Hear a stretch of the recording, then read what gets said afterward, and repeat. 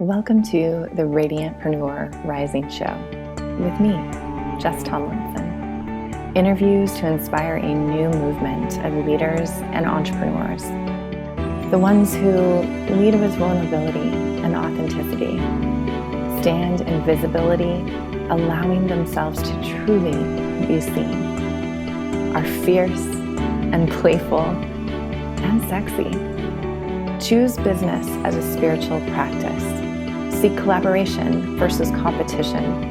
Know giving back is not an option. It's a necessity. They do it their way. They radiate. They rise. Now, let's rise together. All right, welcome everyone. Welcome back to the Radiantpreneur Rising Show. I'm Jess Tomlinson. So happy to have you here today for a really special episode that I can feel is just going to be so yummy and deep and expansive for all of you, because I have my sweet friend Courtney Davis here, and we were already having a great conversation beforehand, and just both of us saying we feel so relaxed and connected. So I'm super excited for what this episode has in store for you. So welcome, Courtney. Thank you for being here. Yeah, thank you. Thanks for having me. I'm excited for this as well. Yeah, you're so welcome. So there's only one question that I ask at the beginning, and we can just see where it takes the conversation, or maybe we'll just go down some other rabbit hole. But that is, what visibility edge or edges are you leaning into in your life or business right now? It feels like getting visible in a more live sense, like doing live videos or like live group calls, that sort of thing. Just really leaning into more trust that I can show up and work in the moment with whatever's arising. Feels like a visibility edge for me.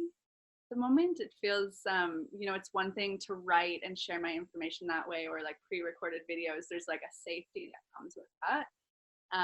But yeah, things that are more live, like even this for me, just feels a bit edgier because there's like a rawness and just a having to trust in what I know and what I can share. And Yeah. Wow. I love that. For some reason, I'm distracted because for some reason, like, it's not switching over to show your video. So I hope that happens, because I don't want it to just be my face the whole time. Because on the top right corner, I believe you can click speaker view or gallery view, and it can show two at once if it's on gallery view. Yeah. Okay. I'll do this for the first time then, because I don't want it to be stuck on mine the whole time. But for some reason, it's not picking up like your sound as you. I'm sure it's recording your sound, but you know how sometimes it does that. So awesome. This will be the first time that we have a side-by-side interview. I like it. Beautiful. So yeah, thank you for sharing about just live. That's it is such a different energy, right? Like, and I know for so many women, it feels a lot harder to do live. For me, actually, it's easier. It just puts me in flow. Whereas, like, if I'm doing pre-recorded things, I tend to sometimes like plan a little bit too much and like be a little bit too rigid and like strategic. And for me, that's not like my zone of genius. My zone of genius is really kind of just like showing up and seeing what flows. Yeah, and I guess Yeah. like when there's also an interaction that's able to happen, right? You can kind of like channel what feels relevant in the moment. And Yeah. Yeah. So I think it's just a really important conversation, around us as women showing up with our messages, and like what paying attention to like what feels good, what feels a little edgy, and is that like edginess like not meant for you, or is it actually meant for something for you to lean into a little bit more? Do you have a sense of like, for you, what the live piece is calling you into? yeah, I mean, initially, it is interesting you talk about like, is the fear something we're supposed to lean into, or is it just a no? And it feels as though, I've been sort of peeling off the layers in myself to understand, like, when I say yes to something that scares me, is it just because that's my program and it's like, oh, I should always lean into something that feels scary? Or what's the intuition actually saying around it? And for me at the moment, I do feel like my intuition is saying yes, like become more visible, start trusting more, Courtney. But yeah, I mean, in terms of like being, I guess I've always had this vision that at some point I'll be in much more of like a public speaking role. Um, and I still feel that that's coming, but the fear around that actually feels like more of a no at the moment. Like it feels as though there's still something deepening in my message and my business, and then when that is really time to birth, then it'll feel like more of a yes. I guess that's my sense at the moment. But I do love that conversation that feels like it's popping up more and more among especially female entrepreneurs of like what is an actual yes versus what's just the fear. And Yeah. Yeah, I really get kind of like disturbed when there's this conversation of like, just push through and just do it anyway. And I'm like, not always. Like, just because you have like a fear around it, doesn't mean that like you're supposed to just like go for it. Like, there could be a very real reason that, maybe you're being protected, or, for most of like the people that I've worked with and for myself, I feel like usually there is an invitation to lean into something, but it doesn't have to mean like, pushing or forcing. And I know you're really a student and an expert in the like unfolding. So I would guess that would resonate with you too. Yeah. yeah, and the more work that I'm doing around working with the nervous system, like especially in the recent work I've been doing in my realm of sexual empowerment and sexual awakening, is really honoring the nervous system in that work. So realizing that, especially when it comes to female sexuality, we become more open and confident and receptive. Like everything really opens up when the nervous system does feel safe. And so Yeah. actually, if there's fear there and we're just trying to push into it, we can actually create even more sort of tension and contraction in ourselves. And I think that not only applies sexually, but I'm seeing how that applies really in everything in life. When we're pushing and we already feel unsafe, that's not always. Yeah. Yes. Yes. It's really like, I think sometimes people can forget that like we're these human bodies, like, running businesses and showing up, and like that takes a lot and takes a big toll. And so all this talk of like push push push and do and hustle, and I'm seeing some of my friends that used to have those messages now shifting and coming out and saying, I have adrenal fatigue, and actually it's about this. And they used to be like so hardcore. I've never been like that, and I've, thank goodness, never had like burnout or adrenal fatigue. And part of me always kind of like wished I had a little bit more of that. Like I work hard. I'm a generator. I don't know if you know about like human design. Yeah. What are you? I'm curious. I'm a manifesting generator. Awesome. Yay. My partner's that, and I have a couple of close friends that are manifesting generators. For anybody that doesn't know what we're talking about, you can just look up human design, and there's free quizzes, and you can find out more. But basically, generators are like the builders. Like, we have like lots of available energy for what is aligned. That's the thing, is that a lot of times people are working so darn hard, and most of the world is pure generators.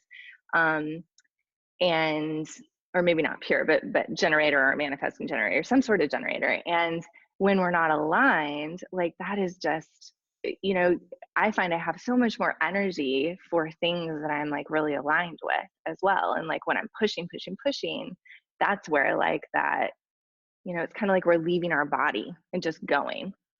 Yeah, and I find, that's the stuff that comes to mind for me when I see these videos out there about like people trying to just push people into being motivated, like just do it, that sort of thing. Because for me, it's just, and even to be honest with you, like accountability partners, that's something I've never resonated with, because for me, I'm like, I just know if I want to do something, if it's aligned, I do it. And if I don't, like if for some reason I'm not doing something, it's been on my to-do list forever, it's kind of like I just take a hint, it's like there's obviously something there, and maybe the resistance is worth exploring. But at the end of the day, like I don't want to be grinding my way through a to-do list. I just want to be doing what feels good for me. And more I'm seeing that actually leads to more success, more abundance, like when you're in that, well, what feels good. Yeah.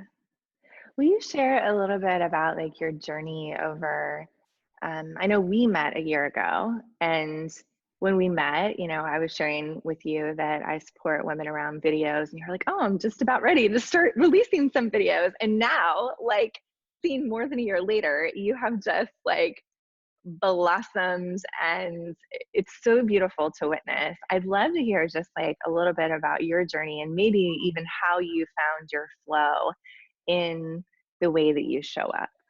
Sure, yeah.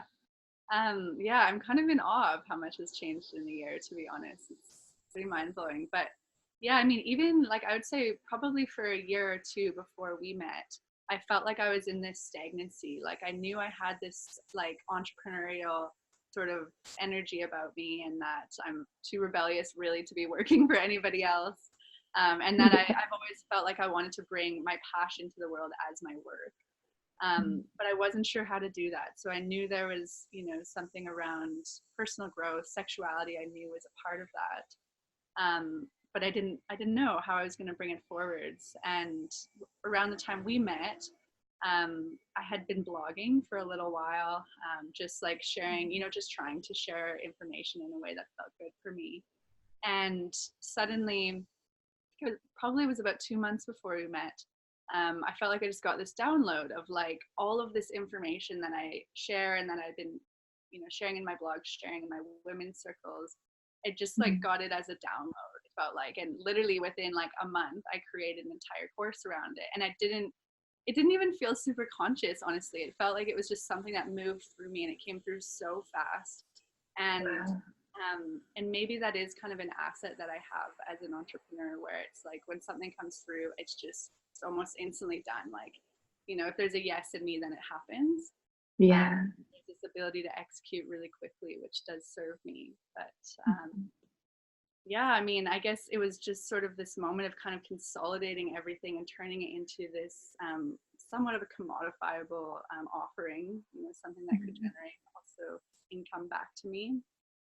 And yeah, I guess it just grew from there. And I also, I mean, I consider myself to be a bit lucky in the sense that I just had a knack for like marketing myself on social media.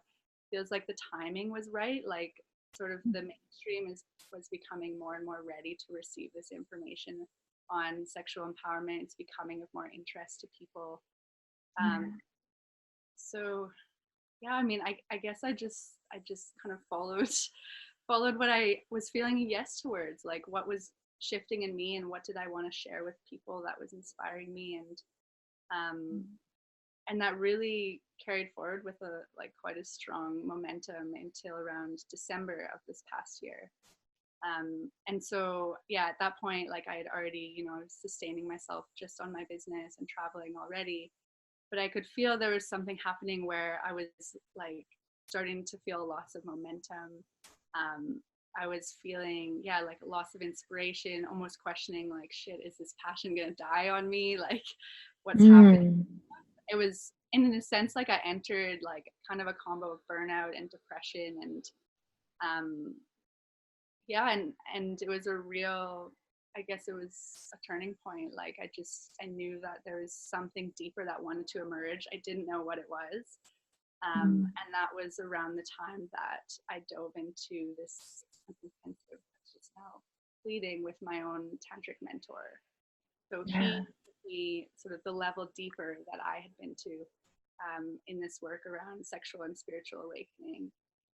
And um, it was really interesting because, you know, I wasn't doing a lot in terms of like tangible output in my business for that whole period of time, very very little, and yet more and more success was happening. Like I was making more money. I have been making increasingly more money despite feeling like I'm doing less. um, Mm. and more gravitas, like it feels as though I'm having more influence and there's more people attracted to my message. So that's got me really curious and interested in sort of more of the subtle energetics of being an entrepreneur, and really even just sharing our gifts with the world. And you know, seeing that when we are putting ourselves first and doing the inner work, that still somehow it feels like the abundance comes back to you as long as you're really on path. Yeah.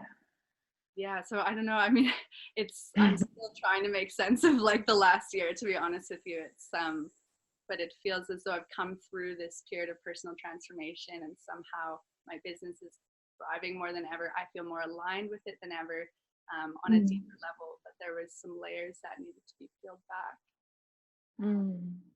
What were some of those layers?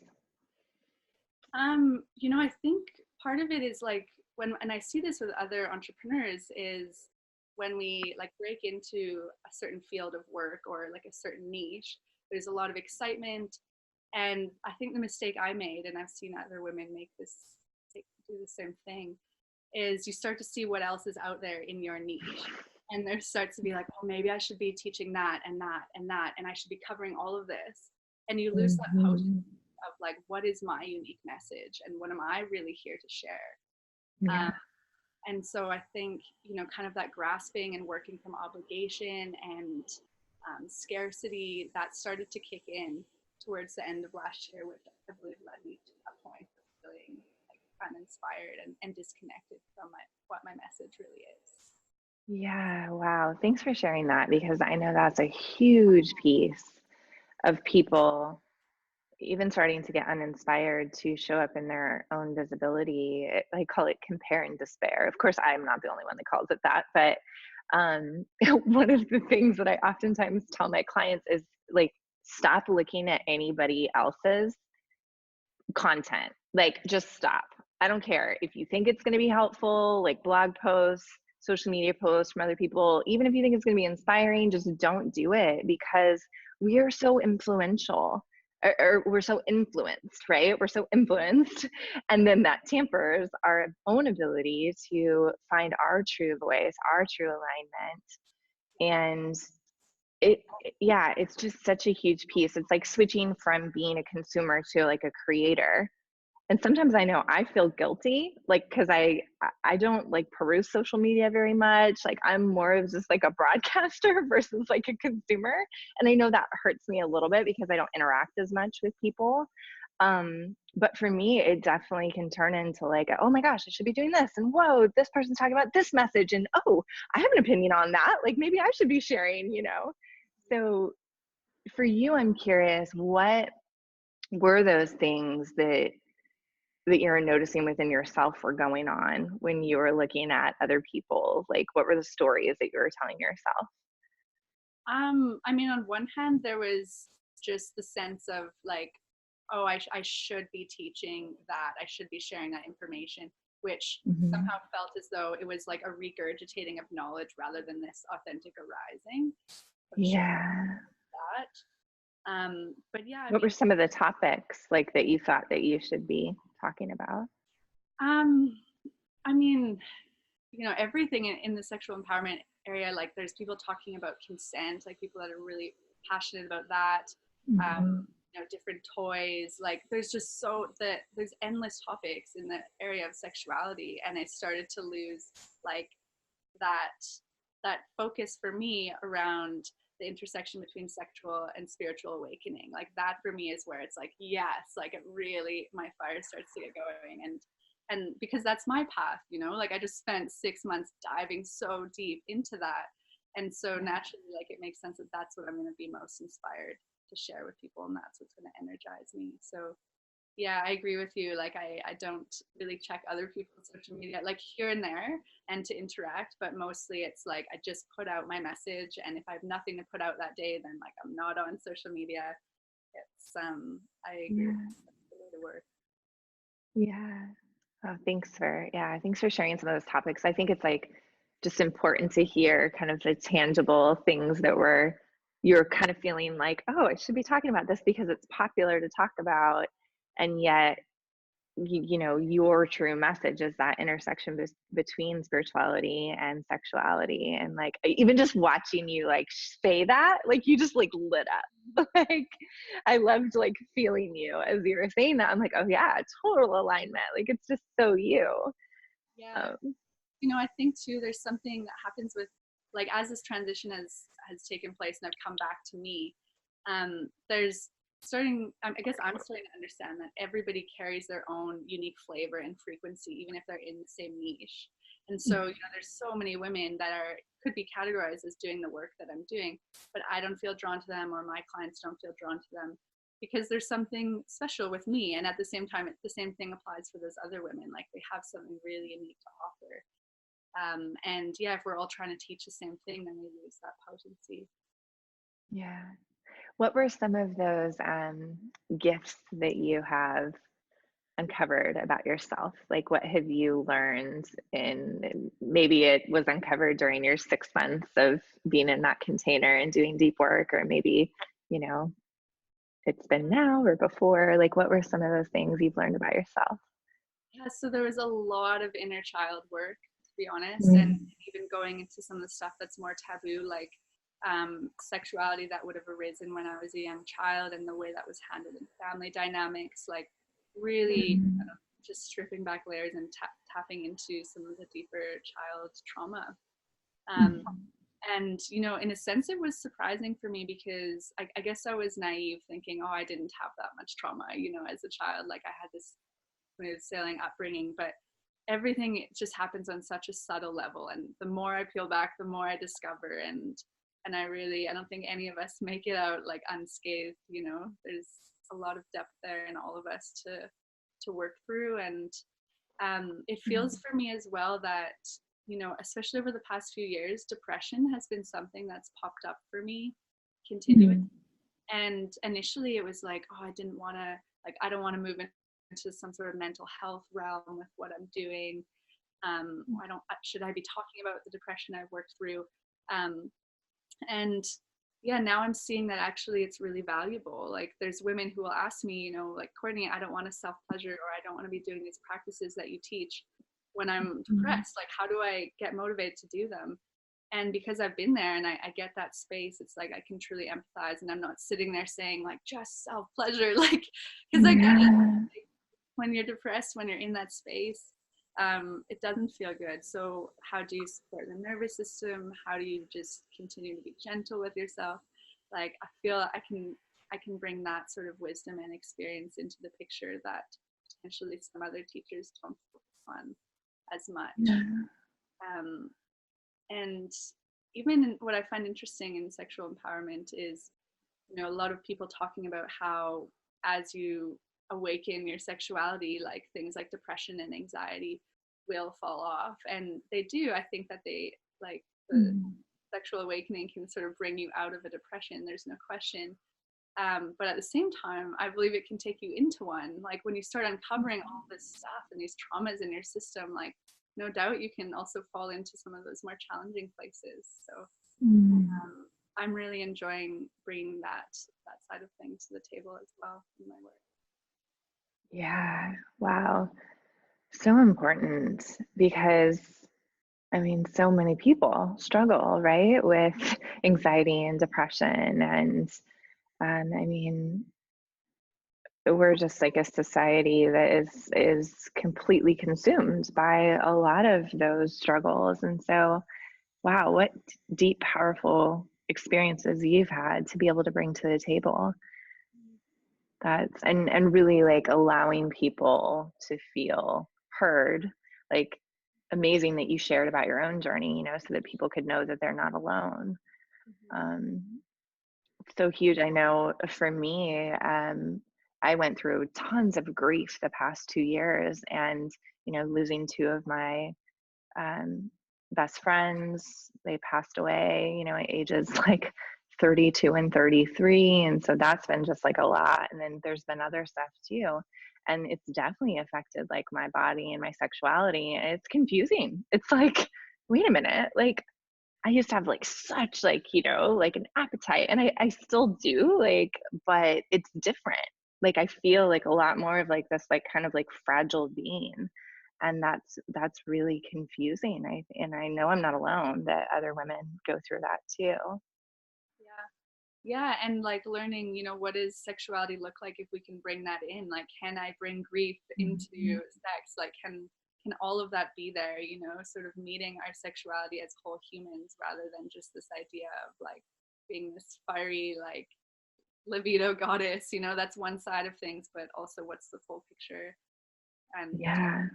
yeah, and also seeing the almost the shaming that occurs, like, if you're not this image of the sexually empowered goddess, like, that I'm Mm. not doing it right. Like I see that as well in social media, sort of, you know, this empowerment becomes the next thing to attain. It becomes the next image, or like almost an objectified thing in itself, that Yeah. becomes something to strive for. So that yeah, just the importance of bringing the realness and the authenticity back into that work. It's so important. Yeah. Wow.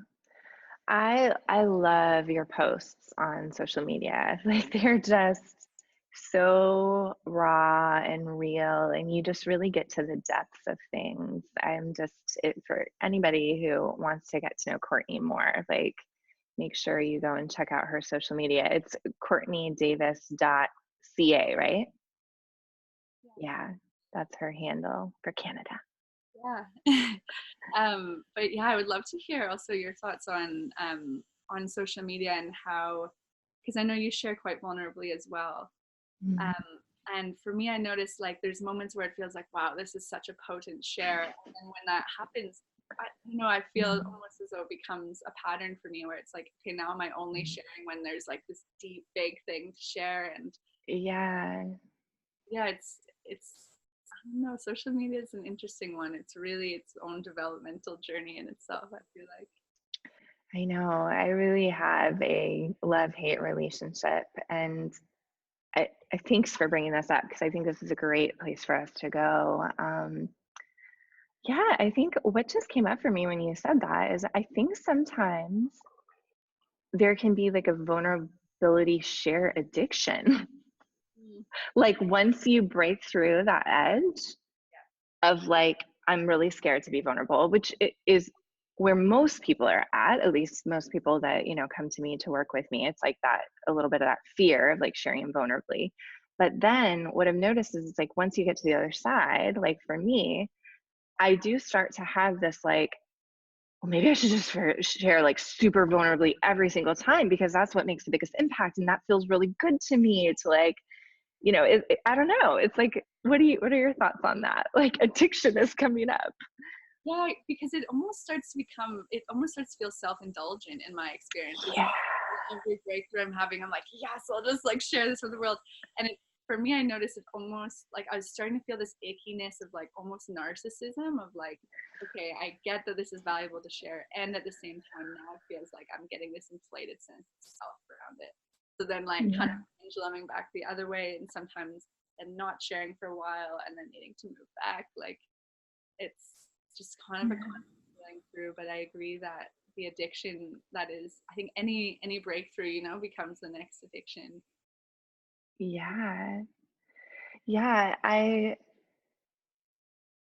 I'm trying to think, just for me, how, because I also go to the other side where I'm like, I am a pretty like light person. Like that's one of my gifts is like I can make heavy things really, really light and fun. And that's one of the reflections I get with my clients is like, wow, you just like you're really fun to be around and things don't feel so hard around you.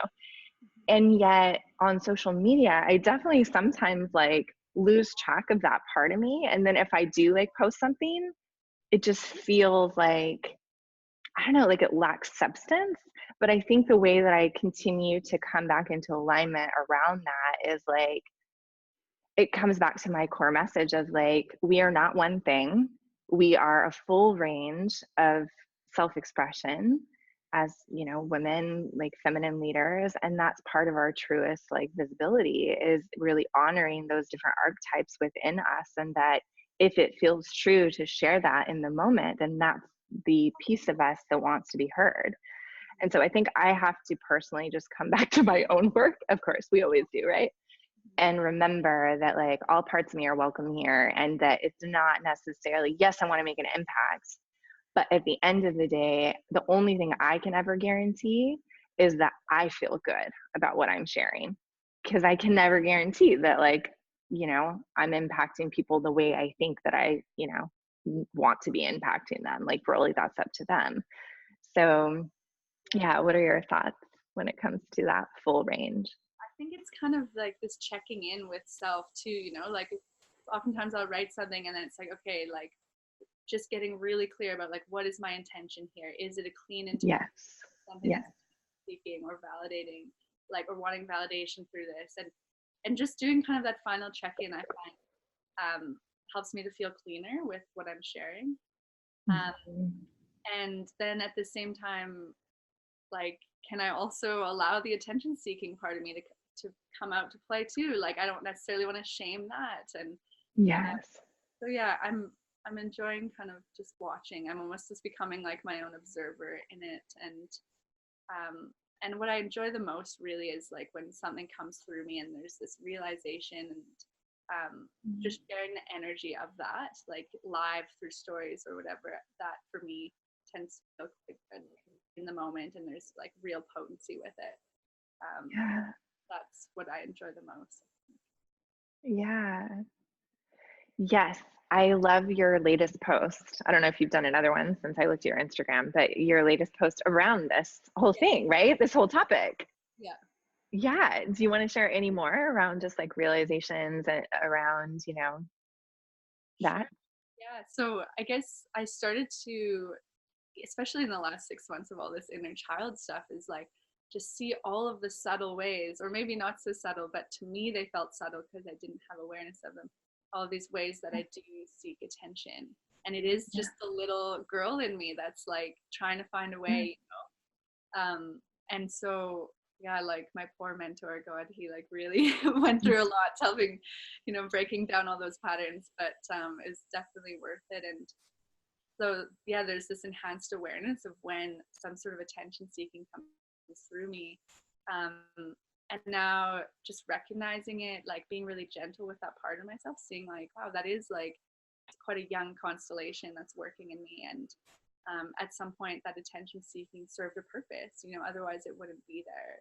So not shaming it, essentially like treating myself like I am almost a little child, like the adult part of me holding child, and recognizing, okay, like I can see now, and not just on social media, it's actually in all areas of life, like are those kind of difficult patterns coming to the surface, and if they are, okay, what's really going on, being there for myself in them, not shaming myself, but at the same time, like seeing that actually a lot of those patterns aren't what I want to play out anymore. So that's what that post was about for me, was just sharing my process around, the process of identifying something in ourselves that we can see doesn't really serve us anymore, and yet at the same time being gentle with it. Yeah. Yeah. This is such a big piece that I think like social media has really brought to the surface as well. Like, and I agree with you. It's in all areas of our relationships and, life and family. And, um, like, I feel like it's even more elevated because of social media and because of that. Like, I saw an image the other day that was like the thumbs on Facebook being snorted, like Mm-hmm. somebody's like snorting the thumbs, like it's an addiction. Apparently I've just had that in my awareness. um and that is like that little girl part of us, or little person part of us, inner child of like, it's normal to want to be like liked and part of something and community and feedback. Like that's what's required for us as social beings. Like it's safety and love, and yet it doesn't have to translate directly to like a like on Facebook or like a heart on Instagram. And I love, love, love this piece about like not shaming ourselves, that it feels freaking good. Mm-hmm.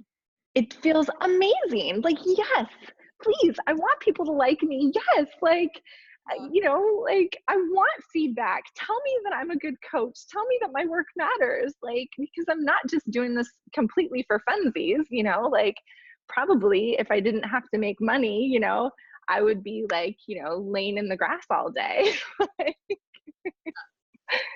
Yeah, I had an interesting conversation with another friend of mine who's kind of in the business consulting world, and we were chatting about how it's funny that in the social media sphere, it's become acceptable in a sense to like market ourselves, and yeah, almost like shamelessly market ourselves in a way that we would never really do in real settings. We wouldn't sit at the table and share this piece of information and say, and by the way, after every time we share, like, you can join my course, like, and so it is kind of interesting.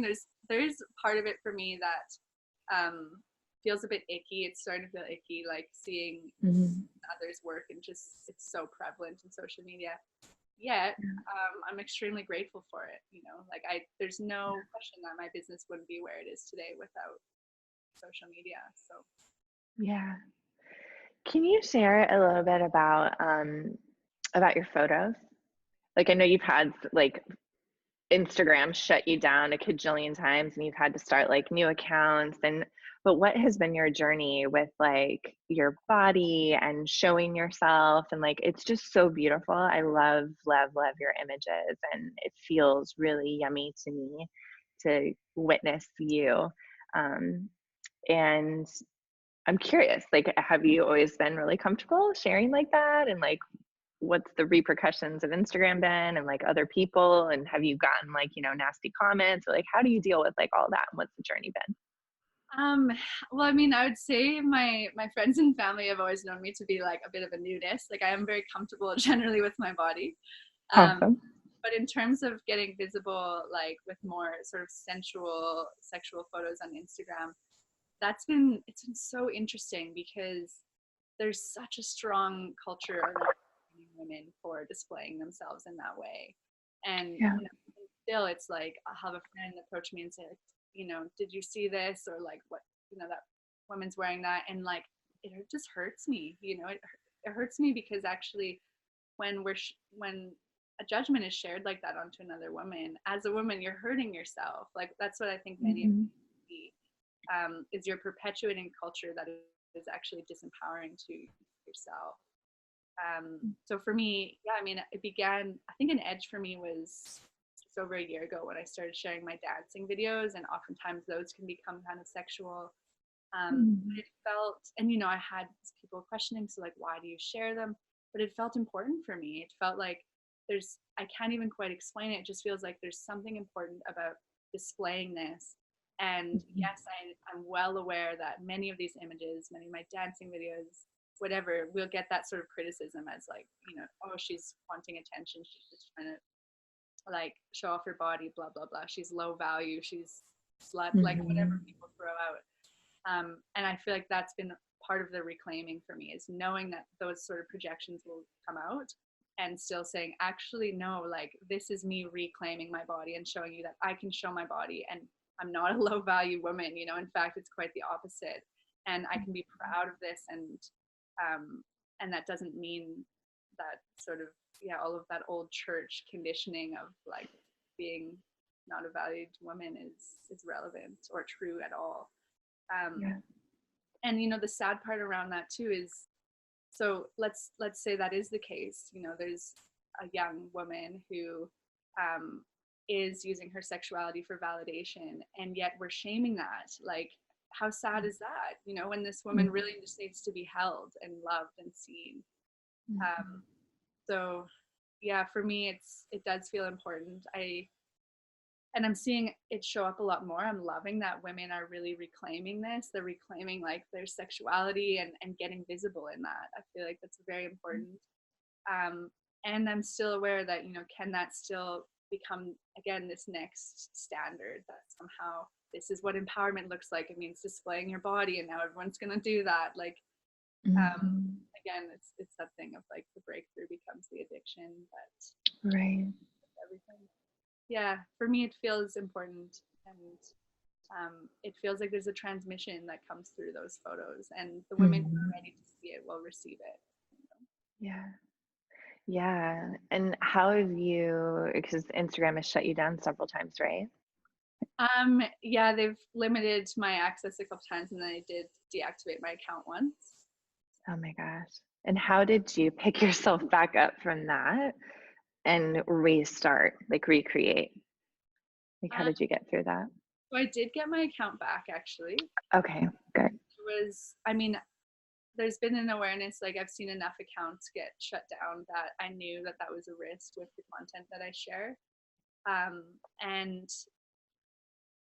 and so yeah, and at the same time I've seen a lot of those women get their accounts back. So when it happened to me, it was like, oh shit, like, and there's a panic, like, is this gonna damage my business? And but there's also a bit of a trust and a hope of like, okay, just, a trust in the greater picture. And it was funny because there were actually a couple of people that approached me with offline like marketing opportunities that week that I don't know that I would have been as Yeah. open to if my account had been disabled. Interesting. Yeah. So it was, for me, it felt like a bit of a blessing in disguise. And Yeah. I kept my fingers crossed that I would get it back. And I appealed it and I did get it back. Yeah. Great. It's just so amazing to me that like a company such as Facebook, right? Because Facebook now owns Instagram. It's been a while since they've owned Instagram as well. That a company that's so liberal, at least it appears to be, you know, the people that are leading it are like placed such restrictions. And like, I remember when I was doing relationship coaching, you couldn't even post like an ad that said like, I can't even remember, but it wasn't even like a taboo word. It was just like relationship or something like that. They prevented all of that from even like being in advertising. It just completely like it does not make sense to me. Yeah, I don't know. I think it's, I mean, you and I think, are a bit more immersed in, well, we clearly are more immersed in this world, around Yeah. sexuality and stuff that is quite taboo. And sometimes I forget that. Like when I find my way, I'm back in Calgary now, and just some of the circles I'm in, I'm like, oh yeah, like this is kind of taboo for people, because we just get far enough down the rabbit hole that I think we kind of lose sight of that. So, I remember even some of my first posts a year ago, like I would have like family friends contacting my family being like, what is Courtney doing? And for me, I was like, it's fine. Right. What are you guys talking about? Um, Yeah. so I do see the other side where it's like there are people that are unfortunately, in my view, still stuck in a lot of those programs, and it's painful for them to see some of this sort of content, or it's challenging for them. I can see two sides of it, and I agree with you that feels like it is still an old program that needs to disappear or dissolve, Yeah. be upgraded. Yeah. What is what is your vision like for you work with mostly women, right? Or do you work with men as well? Yeah, mostly women. It feels like in my intimate relating with men, in a sense, I work with them, like just not getting paid. Yeah. But yeah, I kind of envision that down the road I would like to do more session work with men. Yeah. We have a men's course that's more just focused on helping men understand female sexuality on a deeper level, how to really show up with full presence to women so that women feel safe to open sexually. Um, Yeah. so yeah, down the road I envision potentially I'll be doing more work with men, but um, there is this sense that the work with women and women's empowerment is more of my calling, and Yeah. my vision, yeah, I guess to continue expanding my business and my reach. Yeah. But it's a great question, because I feel like the last 6 months I wasn't in a space to formulate a clear vision. Like I was just in Mhm. total personal deconstruction. And just as I'm emerging now, it feels like, okay, I'm ready to look at like what are the next steps. I'm coming back and creating. And Mhm. part of that I know looks like revamping my courses, like my primary women's course. I'm really looking forward to just injecting that with so much new content that Mm. I've integrated over the past year, 6 months as well. My journey Mhm. feels like that'll be, I mean, that's always ongoing. It feels like business, Yeah. its own, it's like an art form, really, like, especially as an Yeah. entrepreneur, always like refining it and figuring out what is my frequency I'm bringing to this. And Mhm. Yeah. What kind of new things will you be infusing? Like what have you been influenced by that wasn't there before? I think definitely more of the subtle work in working with the nervous system. I don't see Mm. a lot of work, like a lot of really anyone, even in the tantric world, talking about the nervous system very much as it relates to this work in sexual awakening.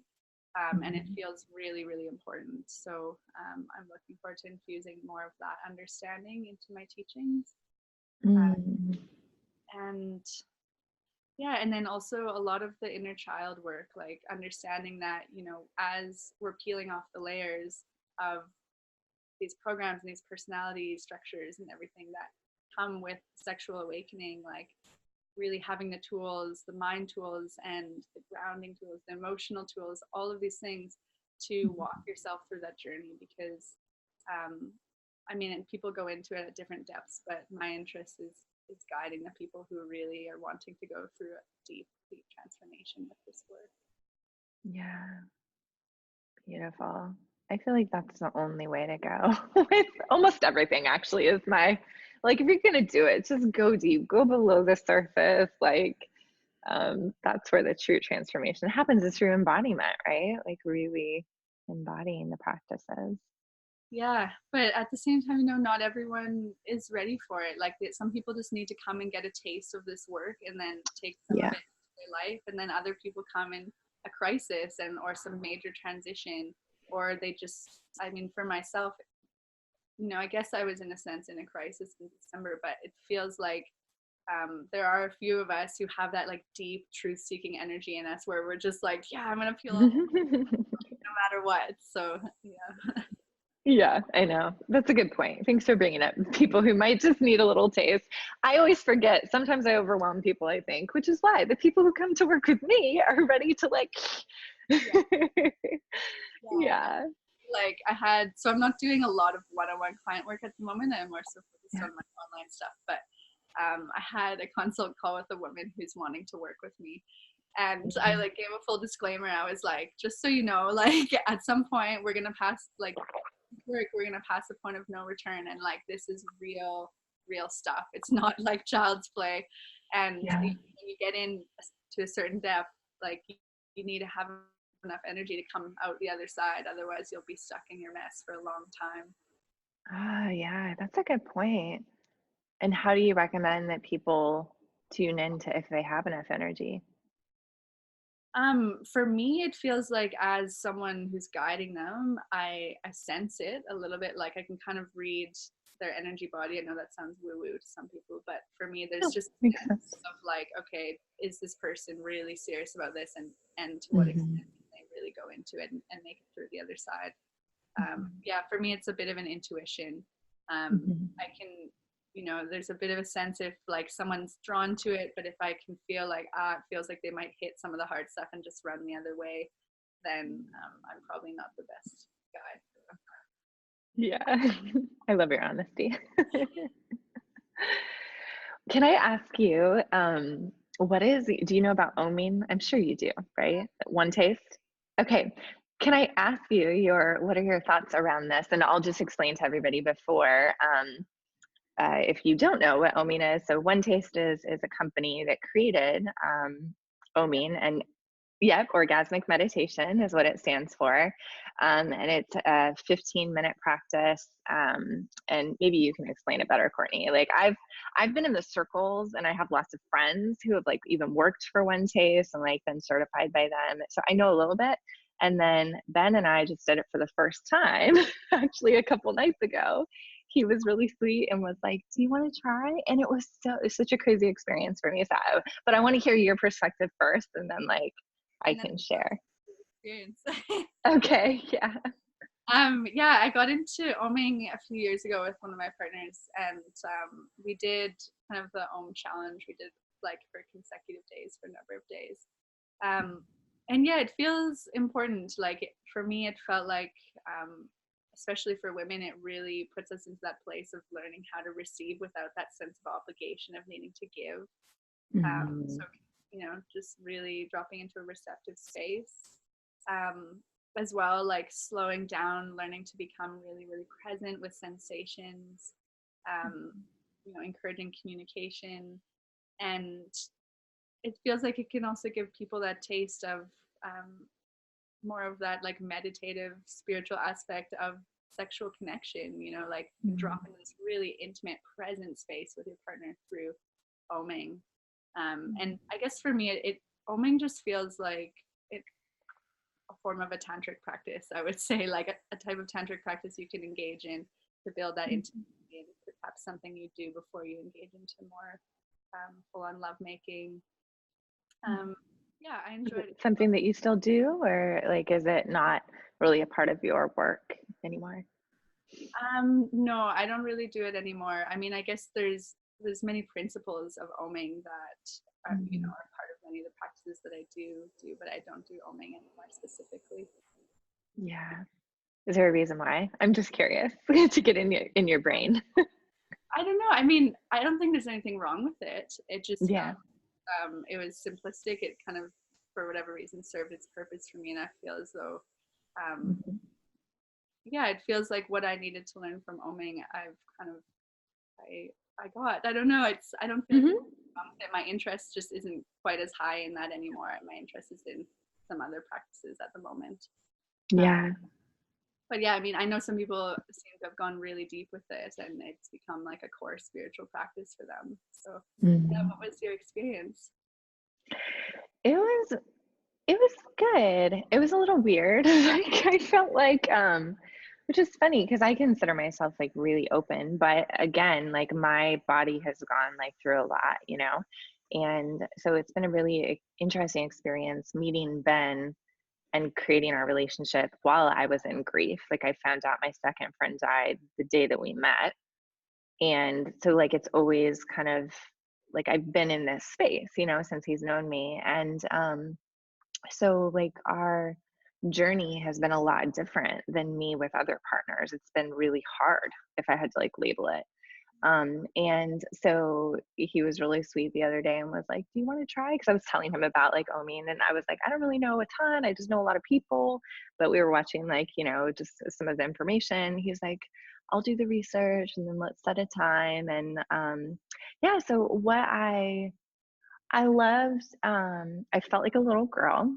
That was my first takeaway. I was like, oh, like he's preparing like the nest and like, you know, okay, now like you get to lie down. And I felt just like in a sense, I really liked that because I like to just fully be in receiving, like, and that's been like part of the challenge of like our dynamic. Because he's a lot more like of a fluid person, and I'm just like, I just want to be feminine. I don't want to do anything. Like, and so it was fun for me to like be in that space. But yeah, like I had this like little girl energy that I felt, and I Yeah, really like. Yeah, go ahead. because I know with oming too, there's this, especially at the beginning, there can be this real sense of like being very exposed and really seen, you know. Yeah, So for me, I think like as you're talking about that little girl, it's almost the sense of, yeah, the little girl in me that's like maybe a bit like bashful, like to be so exposed and to receive that attention in such an intimate way. Is that yeah. For me, I don't think it was that. It was the strangeness, but also comfort of like, you know, you only take off your pants and you leave on like your top, and then he's fully clothed. So that was a little bit like, I think it was like the clinical aspect of it. I don't know what that has to do with like little girl stuff, but like maybe the awkwardness, okay? Yeah, like was maybe the child aspect for me of like, oh, like yeah, like we're just gonna do the thing and no expectations afterwards. And um, so yeah, that was really, I think, probably the childlike part of it is maybe just because it was different as well, you know. And there's always that like childlike wonder and like a little awkwardness, like when things are new and different, and it was the first time. yeah, Um, But other than that, yeah, I really I enjoyed like the no expectations for sure because I definitely do have that, you know, okay, now that I've received, it's my turn to give. Um so that was nice to like not have that expectation and um yeah, it just felt really good to like have him in charge. Like I definitely like he doesn't like this, but I tend to like force a lot of like, I just want you to be in charge. Like I which has been part of like our dynamic. But he took fully, you know, like he wrote down like the steps like on a little note card, which was really sweet and was like referring to them to make sure he didn't miss anything. And it just felt really good and like safe and like held. Like, okay, good, he's got this. yeah. Um yeah, so I'd be curious to like see if we end up doing it more, just kind of like what happened since it was like the first time. The first time with anything is a little bit, you know, just getting used to things. Yeah, there's I think it's a 10-day challenge they recommend in the beginning or something. Yeah. I remember doing with my partner, and it was cool. Like I enjoyed seeing like how each experience was actually very different. And um, Yeah. yeah, I think after a while, to be honest, it felt like, I mean, it just started to feel a bit too routine. Like I Mm-hmm. kind of like I get the value from it, get the principles and the experience, and then it's like, can we integrate that into lovemaking in general? Yeah. Yeah. Beautiful. Thanks for letting me go there. I was just so curious. I know it's not, you know, your work is different, but I figured you probably had some experience with it. So I was just curious your thoughts. Yeah, yeah, I feel like it. I'm glad it's becoming more of a popular thing. It feels like it brings a lot of positive things to the table. Yeah. Yeah. Beautiful. Well, I'd love as we're like wrapping up, just for you to share anything kind of that maybe you've been longing to share or that's like present for you. Anything top of mind that you feel called to share? Yeah, I think just emphasizing, since it's like a lot of female entrepreneurs that watch the show, that Mhm. yeah, it is totally okay to move away from that like hustle lifestyle. And especially for women and the way our nervous system works and the adrenals and all of that, like it really isn't that sustainable to be in a hustle mode. I know for me it can feel so good. Like I created my first couple courses in that hustle mode. Um, but yeah, it is totally possible to become super abundant and just be living in flow in a way that feels good. I wasn't sure of it myself, but I feel as though I now have had this embodied experience of it where like, wow, what a relief. Like I can enjoy my life now and not have to like hustle so that I can enjoy it later. Yes. Yes. Thank you for sharing that. It's a message I'm so passionate about as well. I just, especially after losing two friends to such young ages, like I just like life is now, everyone. Like there is only life to live and then business follows, like not the other way around. And it is a merging of like how do we dance between like, your life's work and bring that forward, but with the fuel from living your life, not the other way around. It's just, Yeah, and actually enjoying the journey of creating. Like I know for me, it yes, was like the excitement when I created something was all about what's the end result going to be like. And now that's yes, just not feeling good. It's like, if I'm not enjoying this in this very moment while I'm creating it, like why am I doing it? And sometimes yeah. I get that there's a trade-off at times, but to operate a business fundamentally on that principle of like just trying to get somewhere, it's like just a waste of time in my opinion. Yeah, yeah, for sure. Oh my gosh, there's so much more we could talk about. I'm like so curious just about all of your wisdom from, all the work that you've done. I just so honor you and thank you for doing this work for yourself and for other women and for the men and people of this world that are just longing for more connection to themselves and to other people. I'm just so grateful that you're in this world. Thank you. Yeah, and thank you. I really appreciate that you're sharing such a down to earth approach to being a female entrepreneur, and something that it's truly relatable. Um, Mm. so important. Thank you, love. So, where should people find you? Where's your favorite way for them to connect with you? Instagram. So I have the CourtneyDavis.ca account, and then my business account that's solely focused on sexual empowerment is Mm. Viva La Vagina. It's Viva_La_Vagina. And that's the name of one of my online courses. So. Beautiful. And we'll put more about Courtney in the show notes and links to her website and courses. Her episode is episode number 23, my favorite number because I was born on January 23rd. And so the show notes will be over at jessicatomlinson.com/show-23. So you guys can check her out more there. Thank you so much, Courtney. Mwah.